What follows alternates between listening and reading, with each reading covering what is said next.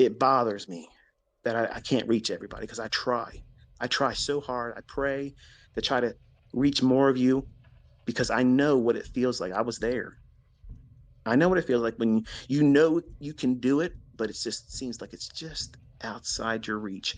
Your fingertips are just almost touching it. You can see it. You can almost grab it.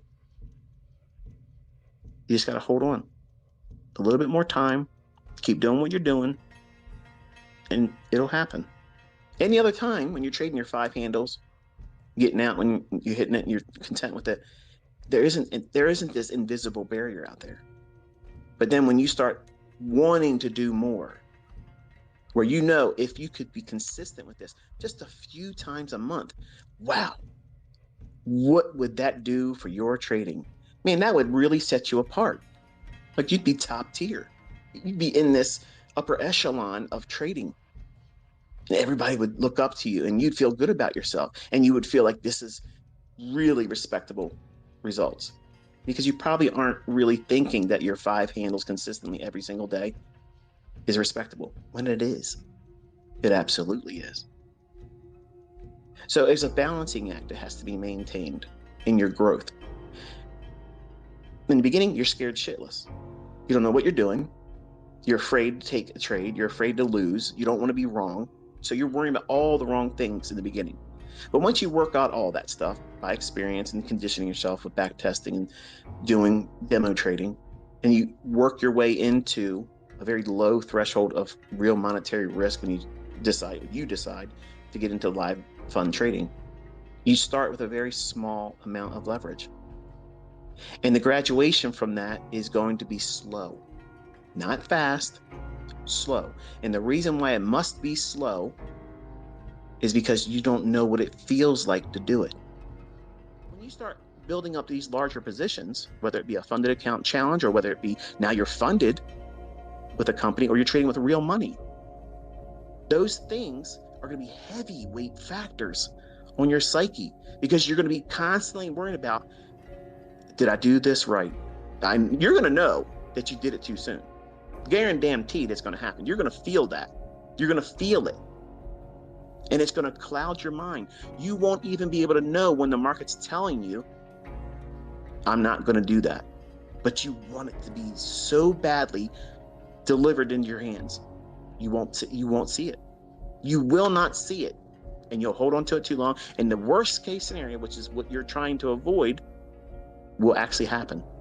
It will come back and roll against you. And that nice, big, handsome profit you had that was unrealized and you knew you should have fucking got out, at least with a partial, you didn't do it.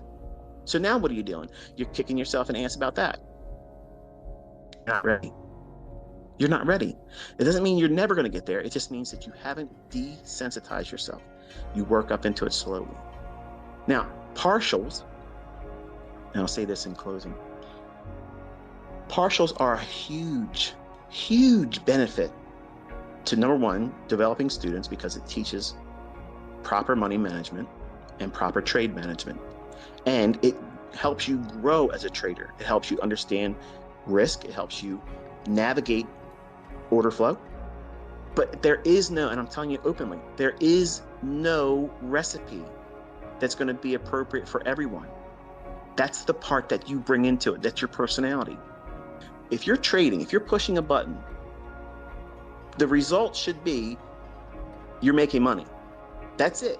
Not did I impress the people that watch me? Fuck everybody that watches me. Seriously, I don't give a fuck if you like me, okay? If I'm pushing a button and I'm taking on risk, the end of that trade, I better fucking make money. I don't care if you like my post. I don't care if you like my management of the trade. I don't give a shit. Because whether you like what I did or whether you didn't like it, if I didn't do something I didn't feel I should have done or didn't do something I should have done, I'm beating my ass up mentally over that. You could never troll me. Any of you could never troll me as hard as I do myself if I know I did something incorrectly. Cheerlead yourself. Say, you know what? I fucking did this shit today this way and it paid out. I'm fucking hammering it. That's right. That's exactly right. And people think that's arrogant. Fuck them. Fuck these people that talk that shit because they are not making money. So they're fucking miserable. They're miserable. But you're letting those types of people creep in, and you're trying to arm wrestle that shit. Oh, I'm gonna show the brokies, the haters, the fucking ICT retards. That's what everybody fucking says about everything. And that kind of stuff is not necessary. You're increasing the level of difficulty for you to focus on what it is that you're really doing this for, which is make money. I've watched both of you literally get into fabulous fucking trades. Fabulous. And then later on, that wasn't enough. You weren't content with it. You went and did more. Or you had open profits. You had it right there. And you both have said, I just want to get a little bit more. As soon as you fucking say that, as soon as you feel that fucking impulse, I'm telling you, this is what I did to fix me. That King Kong moment. That's Larry Williams said that, if you ever get this impulse when you're in a trade and you whip out the calculator and you're like, I'm going to figure out how many, if I do this, if I hold on to it this much more, and if I hold on to this and I don't take much off of the position, I hold on to everything, I'm going to be able to make this much money. As soon as you start changing your mind about what you think it's likely to do or how far it's going to go beyond what you thought, and I don't know if you realize it or not, but as soon as you say it out your mouth, I don't know if I should, that's it. Close the fucking trade. You are managing your money. You're managing the risk. You're managing your trade. And guess what you're also doing? You're managing the expectation of your audience properly. That means you are seeing something, your audience is watching you, and then now what are you doing? You're taking the action on saying, okay, I am no longer able to focus on this. It doesn't mean you suck as a trader. It doesn't mean that your concepts blow. It just means that you, as the operator, working in that market environment, you now have to pull the plug on the trade. And guess what you're doing? You're pulling the fucking trade at the height of the profitability while you're in the trade. If you just focus on what the fuck you're doing, and when you get these little vibrations that tell you, what's probably turning, close it. I've been doing it longer, and I would not look at that as weakness. But you probably think it's weakness. Oh, I got another trade, I bailed. Who the fuck is going to sit around and say, you're in thousands of dollars in profit and you collapsed it at the height of the trade, right then and there, it went further, but that's a failure? Nobody would say that. There ain't nobody out here that has common sense is going to look at someone in a position, start to finish, and they have thousands of dollars in equity and they close the trade. No one is ever going to say that's a fuck up. No one's ever going to say that's a failure. No one is ever going to say you did that wrong. And if they did, they're full of shit. But because you're trying to make these monumental Olympic-sized feats, the real sole reason what you're doing it for, you've made this something other than trading. You've made it an action movie. You've made it I don't know, you've lost the plot.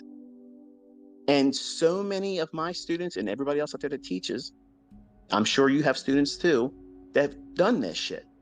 They lose the plot. You're in this to make money. You grow from a starting point that's rather modest, and you graduate over time, adding a little bit more and a little bit more. And you may discover that you won't become a 100-handle trader, but you can beat the fucking socks off of 30 and 40 handle runs. And you can find them all week long, up, down, sideways, everywhere. But a 100-handle run might not be your thing. Right when you feel that uncomfortable point, at the height of your trade, that's when you're doing it. Subconsciously you should be closing that trade. You know it. But what you're really wrestling with is not because you're afraid that it's going to go and run in your favor. You're afraid if it does do that the audience is going to say, you fucked up, you didn't get that big run. That's really what's going on. That's what's going on. And you're not wanting to close the trade at the height of the trade's profitability when you're feeling that uncomfortable threshold because you haven't been there enough times yet. You're not desensitized. This is all new territory for you. And it's awesome watching it. It's fucking amazing watching it. I love it. I wish more of you would do it. I would watch the shit. I'm telling you, I would. But when you feel that discomfort, that's growing pains. That's you doing that last repetition to failure. Stop. Don't go anymore. You're not going to get any more muscle growth. Stop right there. Then watch and see what happens. Does it run to your objective where you thought it was going to go, or does it turn back on you? And then measure that with your journal. Just say, hey, this is what I did that day. This is how much I got out. This is exactly the moment where I felt uncomfortable. I closed it here. And then record what you took away from that as a positive reinforcement.